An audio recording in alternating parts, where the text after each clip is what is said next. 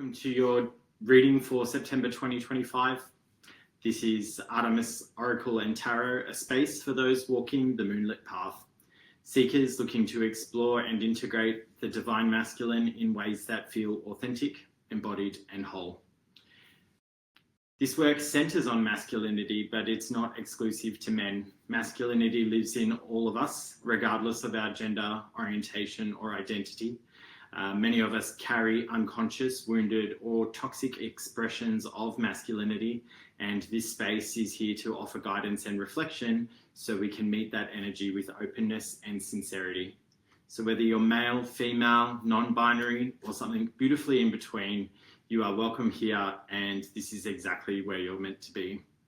My name is Adrian, or you can call me Aid, the creator of Artemis Tarot and Artemis Oracle decks, which you'll see today. These decks came about out of my own dark night journey as a gay man who felt spiritually stuck and disconnected from divinity after painful early experiences with religion. I learned that whether something is scientifically real or not is almost besides the point, because if we experience as real, it has power. It can hinder us or it can help. So I chose to change my relationship to spirituality into something that actually helps.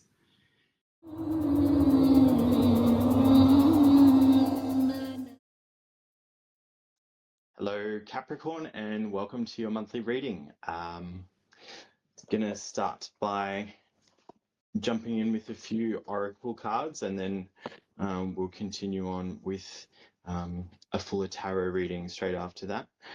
So here we go. Now, if you're interested in any of the oracle messages that show up today, you can go to the website, my website, which the link is below in the video description, and there's deep dive profiles on all of them.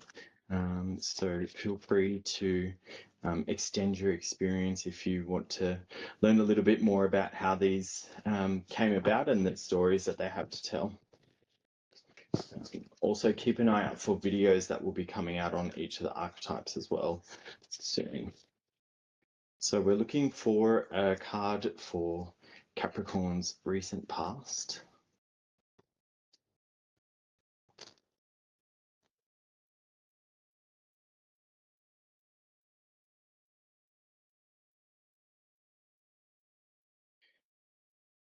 And you've drawn the Ahriman card here, which Ahriman can represent a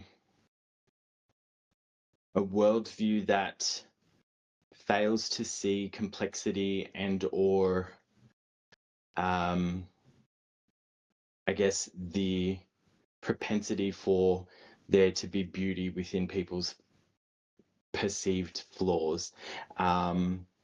It can relate to an overly rational approach where one resists or denies the existence of anything other than that which can be perfectly and succinctly explained by reason, science, or logic. And this can culminate in a sort of sense of spiritual exile, which can kind of be a prison in and of itself. This is a state that I think many people live in because they've perhaps had experiences with religion or spirituality that were painful or that they felt rejected from, and thus the young mind kind of establishes a logic that, well, if it doesn't want me, I don't want it either. And I can't fault that logic. I myself was an atheist for many years.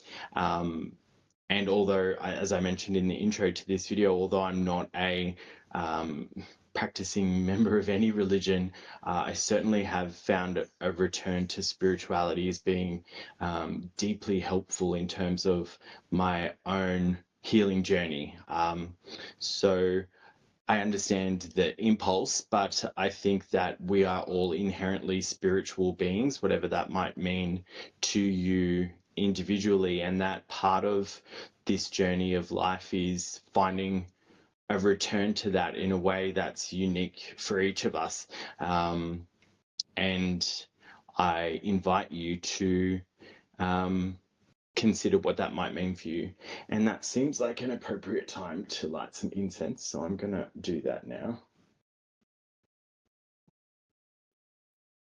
We've got sandalwood here today, which I think for our cardinal earth sign of Capricorn, that's a very appropriate and earthy fragrance. So there we go. All right, moving to the current, let's ask Spirit what he wants us to see here.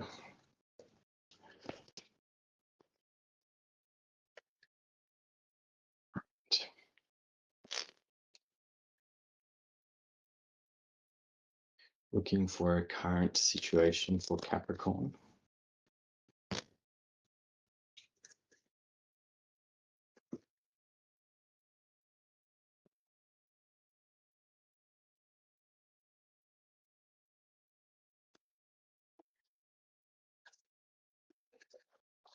That one jumped out. You've drawn the Saturn card in reverse. And for those of you familiar with Saturn from, I guess, astrology, Saturn can represent structure for growth, understanding one's own limits and boundaries, and also exercising discipline. But I think in the reverse, this can sometimes be taken to an extreme where it can lead to a perfectionist mindset, either holding ourselves to an unrealistic standard, or sometimes holding those around us to standards that we believe are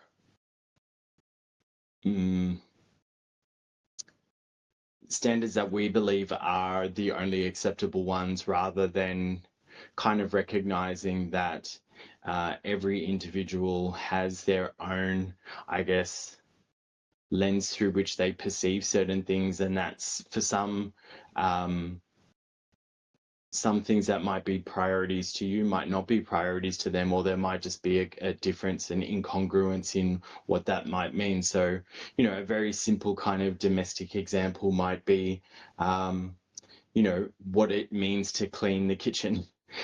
And, you know, is your perception of what like a clean kitchen is the same as another person's, and are you potentially causing additional stress or strain in a relationship by trying to enforce a standard that isn't necessarily agreed on or has never been discussed on?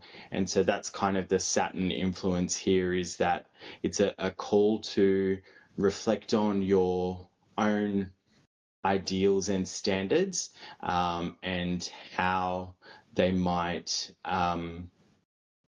be impacting yourself, or your relationship to yourself, or your relationship to others. All right. And we're looking for a card for the future, or what's the next for Capricorn.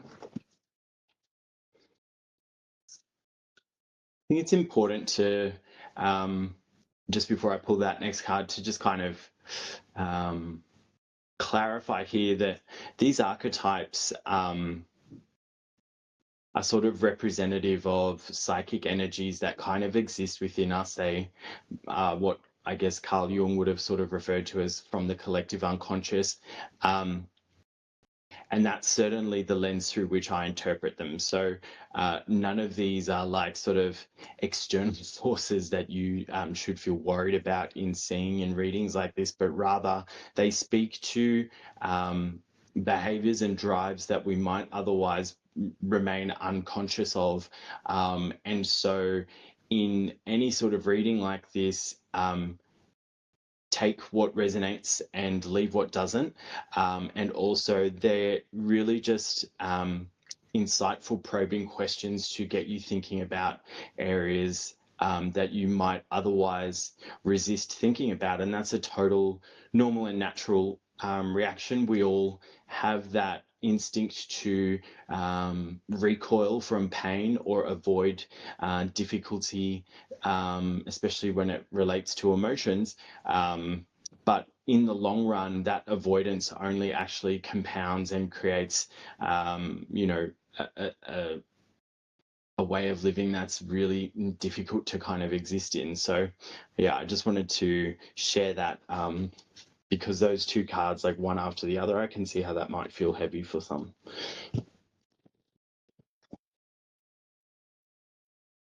All right, we're looking into the future for Capricorn.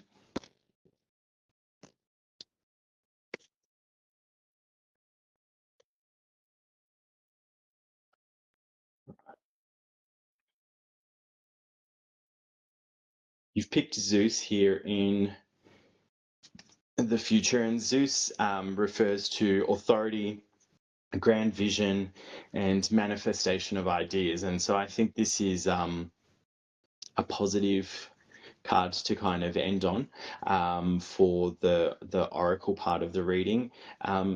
If we think about the best qualities of Zeus, he is kind of the figurehead of the Olympian gods, and revered as a sky god, with great, incredible power, and sort of really represents that paternal masculine energy that sees what he wants in his mind and then creates that. And I think that is a potential that all humans carry within us, regardless of our gender. In that we've all been gifted with imagination, and then we all have the potential for bringing what was in our imagination into the real world. And every single thing around us, in some way or another, is an example of something that existed in someone's imagination and has been brought into the world. These cards are one example for me. They existed in my mind, and now, like, they're a physical, tangible thing that I can touch and use. All right, let's move to the tarot portion of the reading. And today we'll be using the Healed Heart spread, which I divined after doing some pretty intense shadow work earlier this year,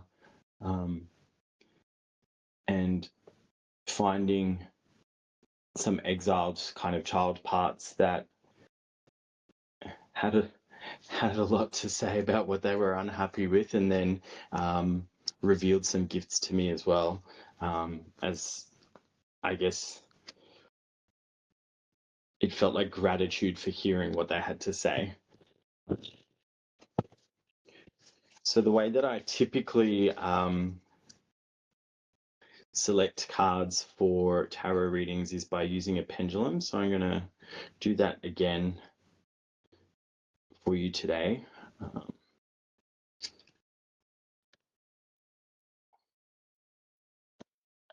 And given the things that we've discussed so far, I am inclined to use my rose quartz pendulum, just because it invites a sense of compassion and loving kindness into the selection. So I'll just ask any thing present that isn't here for our highest good to please leave and open the tarot card for reading. No,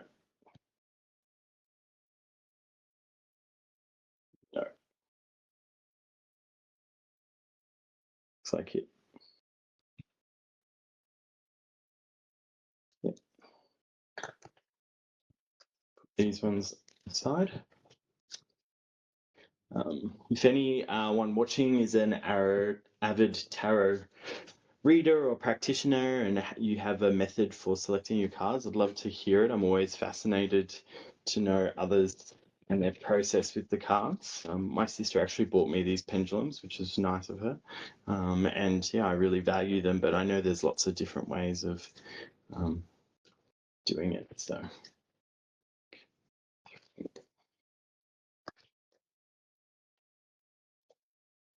we only need 6 cards for the healed heart spread, so I've divided that pile into another 3 of 6 cards, and there is one left over, so I'm going to just put that one to the side for now because they can be significant. And we'll get our rose quartz pendulum out again.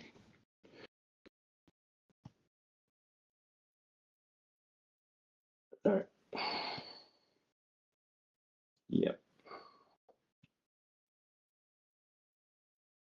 No. Thank you. So the way that the healed heart spread works is it follows the star format of the lesser banishing ritual of the pentagram. Now, for those who are familiar with ritual magic, you might recognize that as a practice that is used to kind of banish the elements from the body, which can be useful in sort of establishing a state of kind of regulation where we're sort of not being driven by compulsions that arise from those elements getting caught in the body. So there's essentially 5 points to a pentagram. Just make a bit more room. And each of the points corresponds with a element and also a kind of an associated meaning. So in the bottom left, we've got the earth position and what's supporting or challenging right now. In the top, we've got the spirit position and what your higher self wants you to know. In the bottom right, we've got the fire position, which is how others might perceive you in this situation.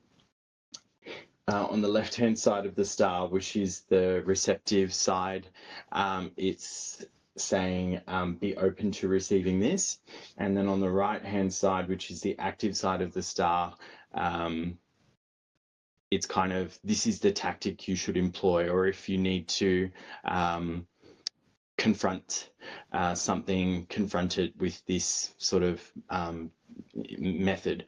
And then in the middle here, we've got the soul position, which kind of represents what is in your heart right now. So what we'll do from here is go through the positions one by one, and I'll give you some insights on what they might be calling you to sort of reflect on. So in the earth position, and what's supporting or challenging you right now, we've got the 4 of Pentacles in reverse. And the 4 of Pentacles typically speaks to materiality or status that we might be clinging to as a method of either coping or because we feel that our identity is kind of in some way tied to that thing that we're clinging to. And given that it's in reverse, I suggest that this means what's supporting you right now is something of a dissolution of that attachment. You've identified the core belief or the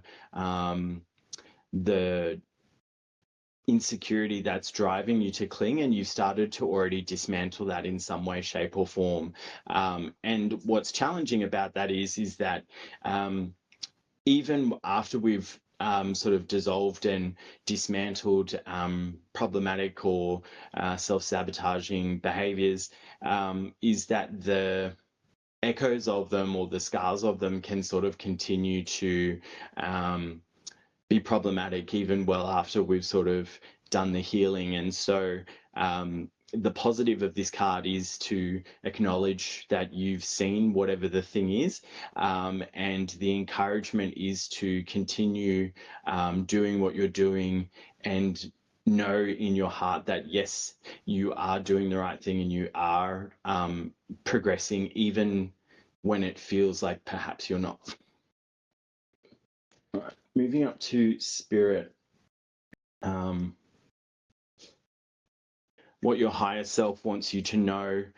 The Five of Pentacles can speak to sort of a sense of having been shut out in the cold, or being frozen out, and also it speaks to how that this is often an illusion, and that the warmth and security that we desire needs only for us to walk up to a door and sort of knock on it, rather than assuming that we're not welcome inside. And so what I would suggest here is that your higher self is saying to you that any feelings of isolation that you might be experiencing, to take a step back from them and really kind of interrogate whether it's an absolute truth, or whether there is an element of past wounding, or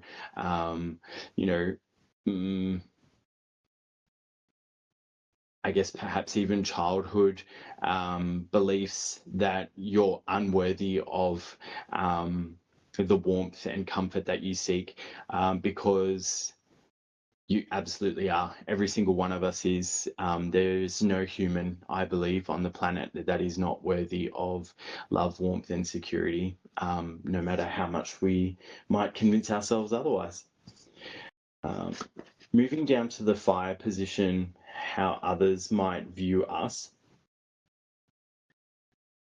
You've got the Two of Wands in reverse, and the Two of Wands can speak to a person who is full of hope and ideals, and is like this burgeoning sort of like excitement to be out in the world, but they've also not yet fully experienced the world, or they've not yet understood like the sting that can come from living, and so in some ways they're looking through rose-colored glasses, because they're unaware as yet of the ways in which the world will also test them.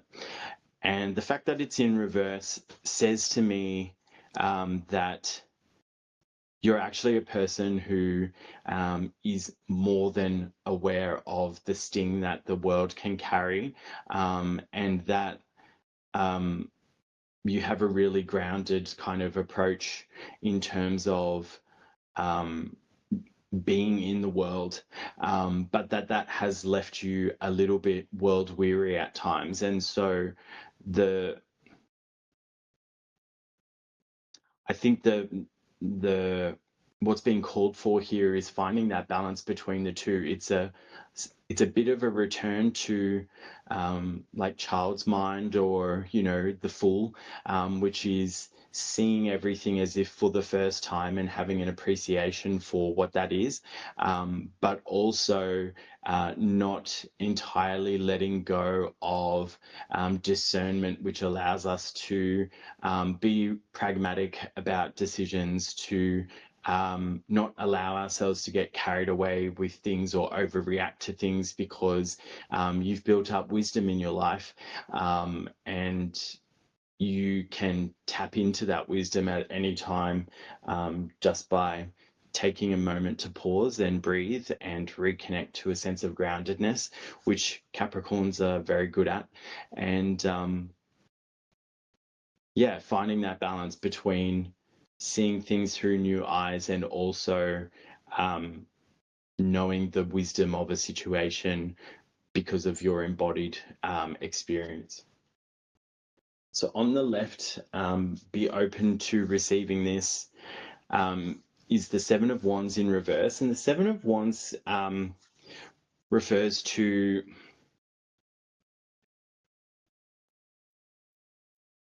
sort of the Seven of Wands is a a person brought into conflict sort of unexpectedly and who triumphs despite the lack of preparation, but not without a cost. And he's kind of like I love the wand suit. He's kind of like an unexpected sort of hero. If you think of the Rider-Waite version of this deck, he's got two mismatching shoes on, and he's kind of like seen there holding down the ground, on his own. And when that's in reverse, I think it's asking you to kind of lay down your weapons and perhaps stop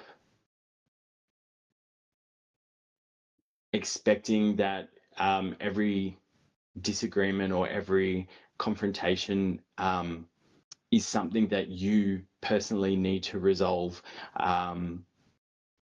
Because I think if we think about the things that kind of cause us grief or suffering in life, like how often are they actually that significant? How often are they actually worth, going back to that barista who spelt your name wrong, made your coffee order wrong, and really letting them have it? I don't mean to make it trivial, but I think that we could all save ourselves so much more peace of mind by picking and choosing our battles rather than going in on every single thing that kind of frustrates us. Radical acceptance and letting go might be the answer. So if you have to fight with this, it's saying the Wheel of Fortune in the upright. This is interesting because the Wheel of Fortune is about the wheel is always turning, and when the wheel is turning, it speaks to the closing of karmic cycles. It speaks to, payoffs being given to all, whether they're in karmic debt or karmic sort of like profit. It kind of speaks to an ending of that cycle and dues being sort of given. And in that case, in this particular space in the Healed Heart spread, it's kind of almost saying like, and it's very much linked to this guy, like it's actually out of your hands. A lot of things are out of your hands, and the best way of dealing with that is kind of acknowledging what is within your control, what is within your circle of influence, and what's not, and focusing our attention on the things that we can control rather than railing or raging against the machine of mechanics that we can't control. And I think this, above all things, is where sanity lies for humans, is not allowing ourselves to fall into repetitive, cyclic, but what if I had done this, or why is this fair, and all of that kind of stuff, and rather focusing on what we can control, which is most often how we respond to a situation, and then maybe what we do. And so respond is like the internal response. How do I let this affect my emotional system and my self-regulation, and then react in terms of like, what are the actual things that I do? So what's in your heart right now?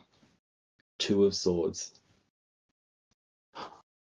I get the sense, Capricorn, that there's something really weighing you, like in terms of a decision, and in the pursuit of that decision, there's all of these other distractions that are kind of like pulling you in and out, and that might be family, that might be work, it might be friend drama, and because Capricorns have this deep sense of loyalty and not always visible or profoundly kind of expressive, they are deeply feeling things. And it can be really difficult for Capricorns to see those that they love in pain, and then feel ill-equipped to provide assistance. And so the focus can often be on practical things. And I think for you, the situation is almost like it's asking you to try and remove as much of that noise as possible and focus on the decision at hand, because you're here to live your life for you, not for anyone else. And whilst we can all support our loved ones and be there and offer a helping hand, like that can't be your prime mode for existence.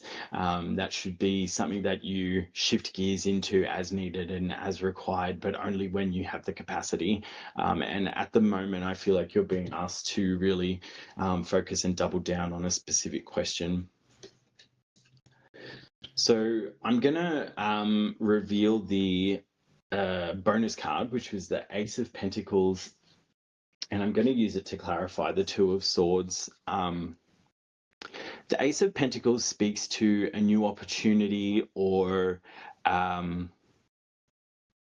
idea related to materiality in some way. It could be a new job opportunity. It could be a new investment opportunity. It could be an opportunity to go and sort of be in nature, all kind of earthy things. And I feel like in some way, this question or this sort of decision that you need to make is in relation to perhaps that an opportunity that's come across and you don't know what to do with it, or a sense within yourself that there's dissatisfaction with what you're currently doing and you want to do something new, but you don't know what it is yet. And in the absence of a new idea, you're sort of just towing the line and almost treading water.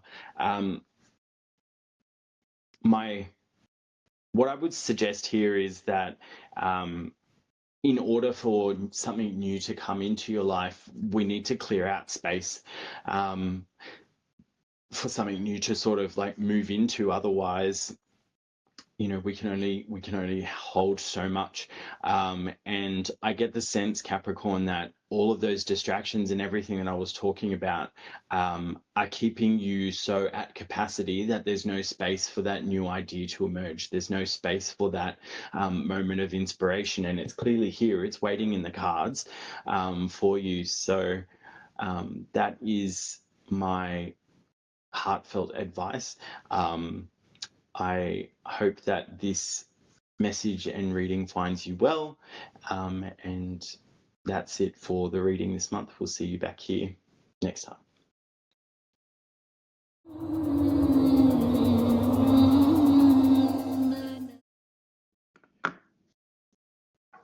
Well, that's all I've got for you today. So let that settle and rest and relax through it. Not everything needs to be understood at once. All of the cards that were used today, the Artemis Tarot and Artemis Oracle cards, were designed and created by me.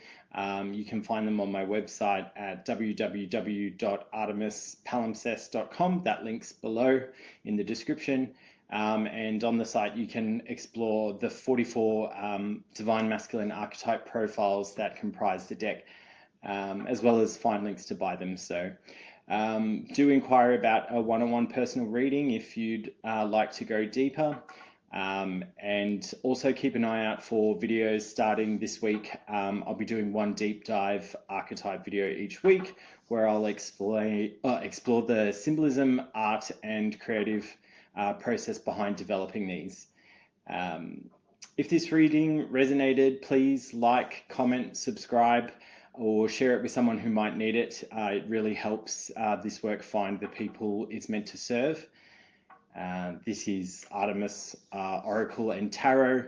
Divine what can't be seen by day, and behold with new perspective that which stalked in the night. I will see you back here next month.